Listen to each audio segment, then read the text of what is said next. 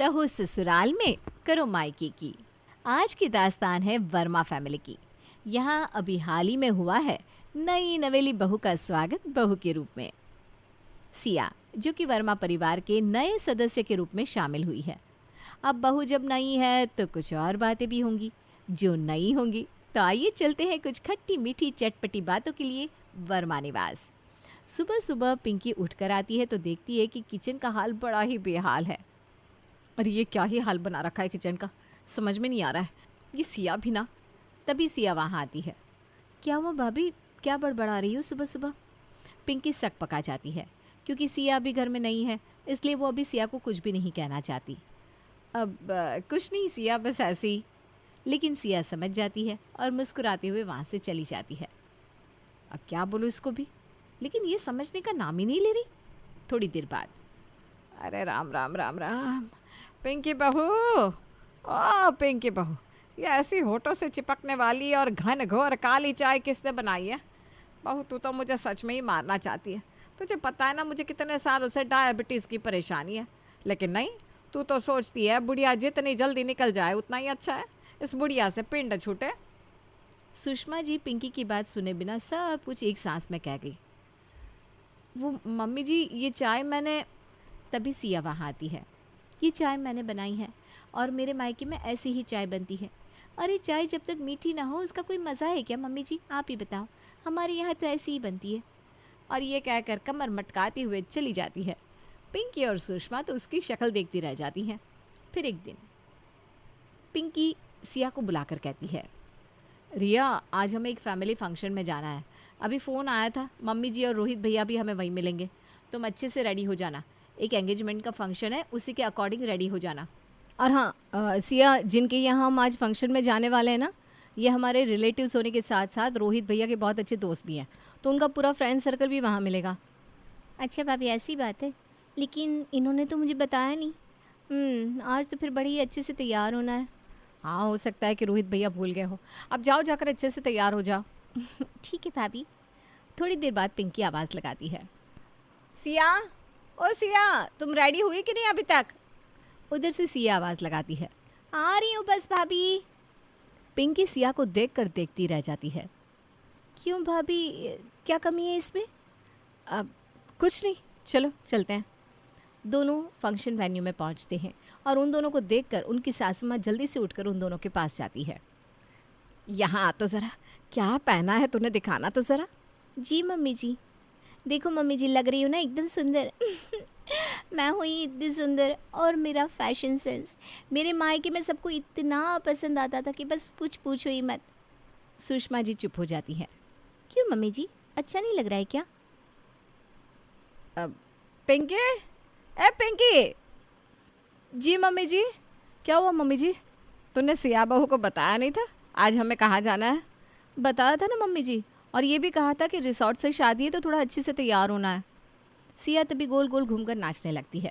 तभी तो मम्मी जी मैं इतना अच्छे से रेडी हुई हूँ। सिया, मम्मी जी कहना चाहती हैं कि थोड़ा सिंपल रेडी होना था। क्या सिंपल? अरे शादी में कौन सिंपल रेडी होता है? लगना तो चाहिए कि शादी में जाना है। हमारे यहाँ तो ऐसे ही होता है। पिंकी और सुषमा एक दूसरे की शक्ल देखने लगती हैं। चलो भाई, हमें क्या है, इनके यहाँ जैसा होता है वैसा चलने दो, और क्या कह सकती हूँ। फंक्शन में रोहित अपने दोस्तों के साथ बैठा था। सिया एक लंबा सा घूंघट डालकर डांस कर रही थी। अरे वो कौन है, देखना ज़रा, इतनी दूर से फेस समझ में नहीं आ रहा, लेकिन देखो तो सही, डांस कैसे कर रही है। सब हंसने लगते हैं। हाँ यार, ऐसा लग रहा है जैसे पहली बार डांस करने को मिला हो। अरे वो तो इधर ही आ रही है, कहीं हमारी बात तो नहीं सुन ले। अरे नहीं यार, इतनी दूर से कौन सी बात सुनाई देगी, वो भी इतने शोर में। अरे ये तो सिया भाभी है। मनीष और नमन दोनों ज़ोर ज़ोर से हंसने लगते हैं। रोहित का चेहरा उतर जाता है। जैसे ही सिया पास आती है, रोहित उसे साइड में ले जाता है। अरे रिया, ये इतना डार्क लिपस्टिक क्यों लगा रखा है? कितनी बढ़िया लग रही हूँ मैं। आप भी ना ज़रा नज़र घुमा कर देखो, पूरे ग्राउंड में सबसे ज़्यादा मस्त मैं ही लग रही हूँ। अरे सिया, इतनी लाली लिपस्टिक लगाया हुआ तुम्हें कोई दिख रहा है यहाँ, बताओ। तब तक सास और जिठानी भी वहाँ आ जाती हैं। बहू, ऐसे कौन डांस करता है? थोड़ा हिसाब से नाचो, कोई तुमको रोक थोड़ी ना रहा है, लेकिन हर चीज़ में थोड़ी लिमिटेशंस अच्छी लगती है। हाँ सिया, मम्मी जी ठीक कह रही हैं। थोड़ा सा सिर पर पल्लू रख लो तो अच्छा लगेगा, बस इतना ही। आजकल सब करते हैं, लेकिन इतना लंबा घूंघट तो अब कोई नहीं लेता। हमारे यहाँ तो ऐसा ही होता है मम्मी जी। मैं अब हर बात ना आपके हिसाब से तो करूँगी नहीं।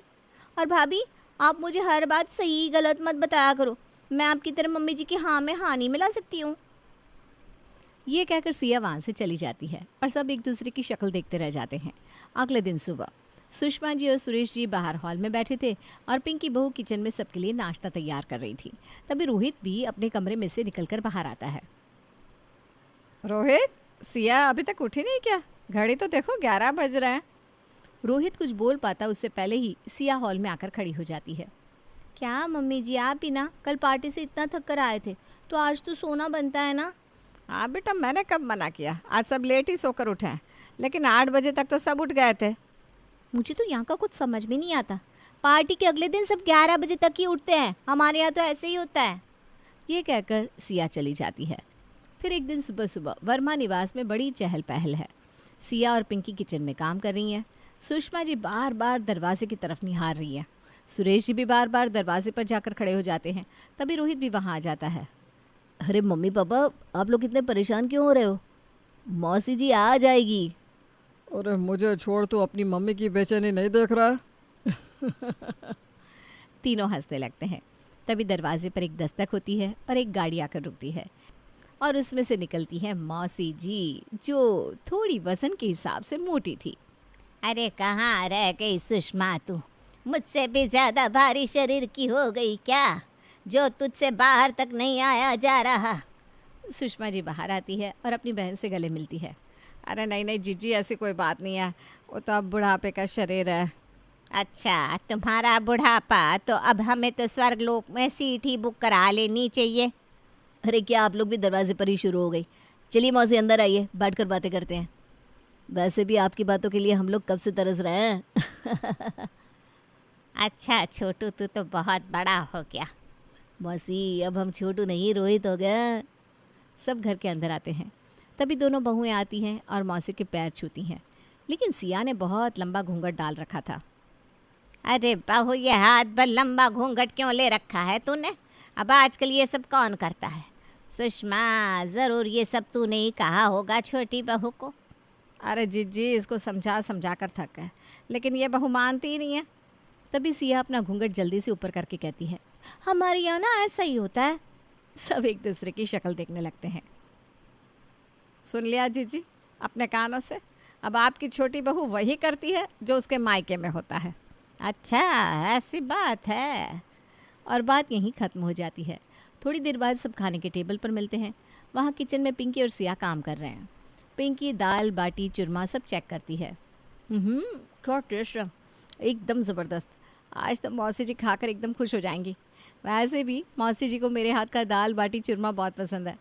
आज न जाने कितने सालों के बाद उनको खिलाने का मौका मिला है। सिया, तुम बाहर खाना परोस कर ले आना, तब तक मैं बाहर टेबल पर जाकर देखती हूँ। पिंकी बाहर जाकर टेबल वगैरह मैनेज करने लगती है। तब तक सिया सबके लिए खाने की थालियाँ लाकर टेबल पर रख देती है। पिंकी सबको खाने के लिए आवाज़ लगाती है। मौसी जी, मम्मी जी, पापा जी, रोहित भैया, सब जल्दी आ जाओ, गर्मा गर्म खाना रेडी है। सब लोग आकर टेबल पर बैठ जाते हैं और मौसी जी भी खाने के लिए बाटियां तोड़कर प्लेट में रखने लगती हैं। लेकिन जैसे ही उन्होंने दाल उठाकर प्लेट में डाली, पूरी दाल एकदम से प्लेट में गिर गई। अरे ये क्या है पिंकी बहू, इतनी पतली दाल? ऐसा लग रहा है कि पिंकी बहू पहली बार दाल बाटी बना रही है। पिंकी ये देखकर शॉक्ड हो जाती है। वो नहीं नहीं मौसी जी, ऐसी कोई बात नहीं है, आपने तो कितनी बार मेरे हाथ की दाल बाटियाँ खाई है। तब भी तो मैं सोच रही हूँ, तुम्हें मौसी का आना पसंद नहीं आया क्या? तब तक सिया वहाँ बाकी का सामान लेकर आती है। पिंकी सिया से पूछती है, सिया, तुमने दाल में कुछ किया है क्या? क्योंकि जब तक मैं किचन से निकली तब तक दाल एकदम परफेक्ट थी और अभी एकदम पतली हो गई, यही कहना चाह रही है ना आप? अरे दाल कितनी गाढ़ी थी, इतनी गाढ़ी दाल कौन खाता है, इसलिए मैंने इसमें पानी मिला दिया। आप टेंशन ना ले। लेकिन ऐसे कौन पानी मिलाता है सिया बहू? ये ऐसी पतली दाल तो खाने में भी अच्छी नहीं लग रही। मेरे मायके में तो ऐसे ही होता है मम्मी जी। और इतना कहकर सिया वहाँ से चली जाती है।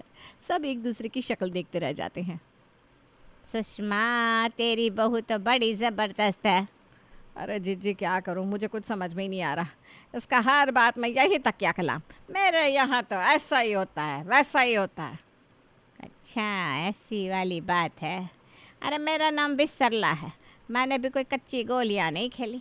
अच्छे अच्छों को ठिकाने पर लगाया है मैंने। और जब से मौसी आई होती है, रिया को हर काम अपने मन का करना होता है, और अगर कोई कुछ भी कहे तो उसका तकिया कलाम एकदम तैयार। हमारे यहाँ तो ऐसे ही होता है। फिर एक दिन सिया अपनी मम्मी से बड़ी हंस हंस कर फ़ोन पर बातें कर रही थी। अरे मम्मी, यहाँ तो अपनी मौज ही मौज है। क्यों बेटे, ऐसा क्या हो गया? अरे बस अपना तो यहाँ राज चल रहा है मम्मी, कुछ पूछो मत। चल तो खुश रह बेटा। और एक माँ को क्या चाहिए कि उसकी बेटी अपने ससुराल में खुश है। इससे बड़ी बात क्या हो सकती है। लेकिन ऐसा क्या जादू चला दिया तूने जो सब तुझसे खुश है? अरे मम्मा, मैं बस कह देती हूँ कि हमारे यहाँ तो ऐसे ही होता है और सब मान लेते हैं। बड़े सीधे हैं तेरे ससुराल वाले बेटा। अच्छा माँ, लग रहा है कोई आ रहा है, फ़ोन रखती हूँ। सिया और उसकी माँ की ये सारी बातें सरला जी सुन लेती हैं और वो पूरी बात समझ लेती है कि आखिर माजरा क्या है। अगले ही दिन सरला जी पिंकी को उसके मायके भेज देती है। पिंकी, तू भी ज़रा घूमा अपनी माँ के पास हुआ। इसी शहर में घर होने के बाद भी तू कभी कभी ही जा पाती है। फिर थोड़ी देर बाद, सिया बहू, ज़रा आज कुछ खाने में अच्छा बना लो। अच्छा क्या होता है मौसी जी, आप ही बता दो। कुछ बढ़िया सा खीर, बढ़िया सी सब्जी, कुछ पनीर शनीर। अरे यार, आज तो भाभी भी नहीं है। मैं तो आज मर ही जाऊंगी। ये इतना काम कौन करेगा। क्या मौसी जी, आप भी इस उम्र में ये सब कौन खाता है? अभी ये सब खाओगी तो बीमार पड़ जाओगी। सुषमा को सरला के दिमाग में चल रही खिचड़ी के बारे में कुछ भी पता नहीं था। अरे सिया बहू, बना देना कुछ बढ़िया सा। आज मौसी जी ने इतने मन से पहली बार तुझसे कुछ बनाने की फरमाइश की है। मम्मी जी, आपको इस उम्र में दलिया, खिचड़ी, लौकी, तोरई ऐसी हल्की सब्जियां और चपाती खानी चाहिए। हमारे यहाँ तो ऐसा ही होता है। सुषमा और सरला एक दूसरे का मुंह देखती रह जाती हैं। हाँ बहू, तू एकदम सही कह रही है। चल ठीक है, जैसे तेरे यहाँ होता है वैसा ही बना दे। थोड़ी देर बाद सिया सबके लिए खाने में मूंग की दाल और रोटी बना देती है। अगले दिन सरला जी सिया को बुलाकर कहती हैं, सिया बहू, आज हमारे कुछ खास मेहमान आने वाले हैं, तो उनके लिए कुछ खास डिशेस तैयार करनी है और उनकी खातिरदारी में कहीं भी कोई भी कमी न रह जाए, इसका पूरा ध्यान रखना, क्योंकि वो मेहमान हमारे लिए वाकई बहुत मायने रखते हैं। ये सुनकर सिया का तो माथा ठनक जाता है। ठीक है। और वो वहाँ से भुन भुनाते हुए चली जाती है। अब ये माता जी यहाँ 10 दिन से डेरा डाले हुए हैं। अब इनके खास मेहमान भी यहीं आएंगे। आज इनके खास मेहमानों को एकदम खासम खास नहीं बना दिया ना, तो मेरा नाम भी सिया नहीं। तब तक सरला मौसी की जोर की आवाज़ आती है, सिया बहू, 5 कप चाय बना देना। देखो आ गया ऑर्डर। अब लग जाओ बनाने में। मतलब हद है भाई। अब हाँ मौसी जी, बना रही हूँ। आज रोहित को उसकी नानी याद दिला दूंगी। आज उसी को दौड़ाऊंगी सर्विंग के लिए। चाय बनाकर सिया रोहित को आवाज़ लगाती है। रोहित चाय लेने आता है। ये भी भला कोई चाय पीने का टाइम है? घड़ी तो देखो ज़रा, 12 बज रहे हैं। फिर खाने के लिए बोलने लगेंगे।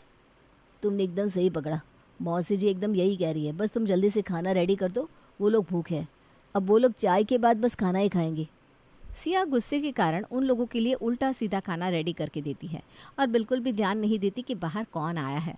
सिया जल्दी से खाना रेडी करके रोहित को आवाज़ लगाती है, लेकिन रोहित नहीं सुनता। उसे बहुत तेज़ गुस्सा आता है। मतलब इन लोगों के नाटक ख़त्म ही नहीं हो रहे। गुस्से में तमतमाते हुए वो बाहर जाती है और खाना ले जाकर डाइनिंग टेबल पर ज़ोर से पटक कर रख देती है, लेकिन देखती है वहाँ कोई भी नहीं है। तब तक सासू माँ सुषमा वहाँ आती है। क्या हुआ बहू, तुम तो बहुत ही गुस्से में लग रही हो। मैं खाने के लिए इतनी देर से आवाज़ लगा रही थी, कोई आवाज़ क्यों नहीं दे रहा है? बहू, हमने तो सुना ही नहीं। ये खाना रखा हुआ है, आप अपने खास रिश्तेदारों को परोस दीजिए। अच्छा, क्या बनाया है बहू तूने? पीली दाल, चपाती, आलू की सब्जी और चावल। अरे क्या बहू, लेकिन आज तो कुछ स्पेशल। अरे भाड़ में गया स्पेशल।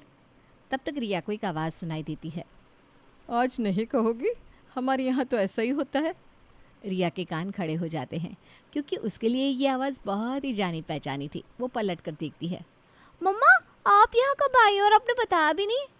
वो देखती है वहाँ उसकी भाभी सोनू और उसके पापा भी आए हुए हैं। अगर आज हम तुझे बता देते तो फिर ये सरप्राइज़ हमें कैसे मिलता बेटा?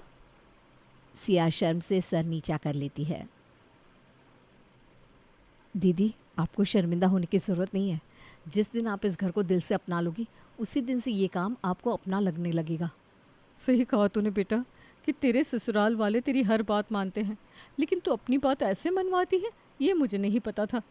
तू तो अपने आप को खुशकिस्मत समझ कि तुझे इतना समझदार परिवार मिला है कि हम सबको यहाँ बुलाकर और इस तरह बात को बताया, वरना तू मुझसे ज़्यादा अच्छी तरह समझती है। सिया ज़ोर ज़ोर से रोने लगती है। मुझे माफ़ कर दो माँ। माफ़ी मुझसे नहीं, इन सब से मांगनी चाहिए जो तेरे नाज नखरे उठाते हैं और उफ तक नहीं कहते।